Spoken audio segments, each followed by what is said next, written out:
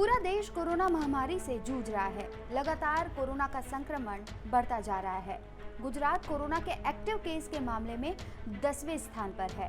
अहमदाबाद और सूरत के बाद अब वडोदरा और राजकोट कोरोना का नया हॉटस्पॉट बने हुए हैं।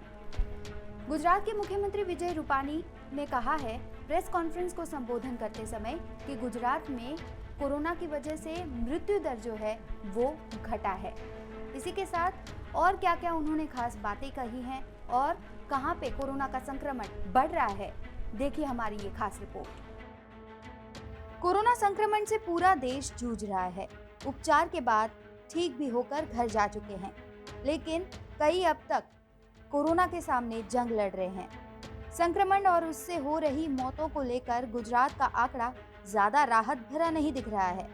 संक्रमण ही नहीं, एक्टिव केसों के मामले में भी गुजरात देश भर में 9वें स्थान पर है।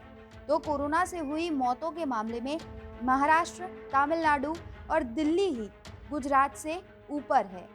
हालांकि रिकवरी के मामले में गुजरात 7वें नंबर पर है। डॉक्टर तेजस पटेल का भी यही मानना है कि मृत्यु दर भारत में कम हो रहा है।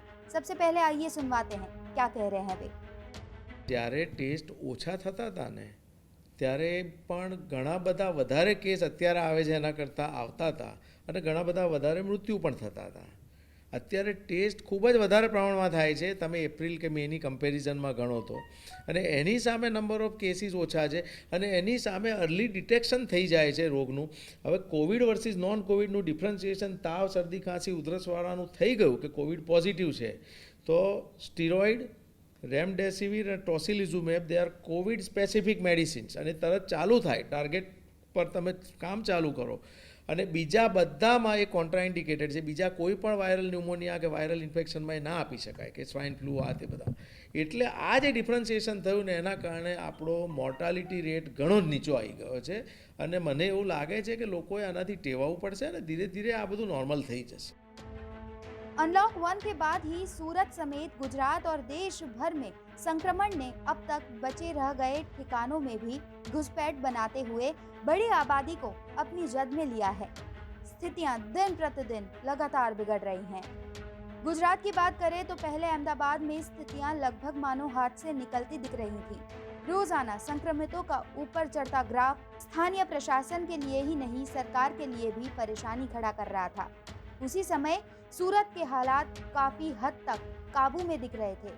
किसी तरह अहमदाबाद में संक्रमण काबू में आता दिखा तो उसके बाद सूरत में कोरोना लगातार बेकाबू हो रहा है। रिकवरी रेट पण आपणो 74% रिकवरी रेट છે કે જે સારામાં સારો રિકવરી રેટ કહેવાય. એટલે કે જેટલા કેસ આવે છે એમાંથી 74% સાજા થઈ અને ઘરે ગયા છે.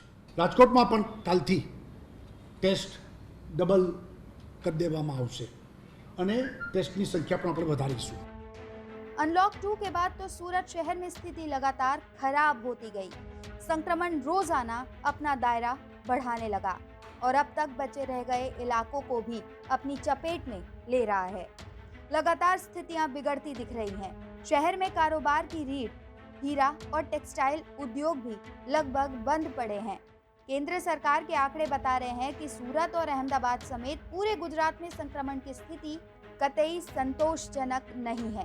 केंद्र सरकार ने आरोग्य सेतु ऐप पर जो आंकड़े रखे हैं उनके मुताबिक संक्रमण के मामलों में एक्टिव केसों के मामले में देश भर में 10वें नंबर पर है और अब तो वडोदरा और सूरत नया हॉटस्पॉट बनकर उभर रहा है, जो काफी चिंता का विषय बना हुआ है। सौम्या सिंह, गुजरात तक।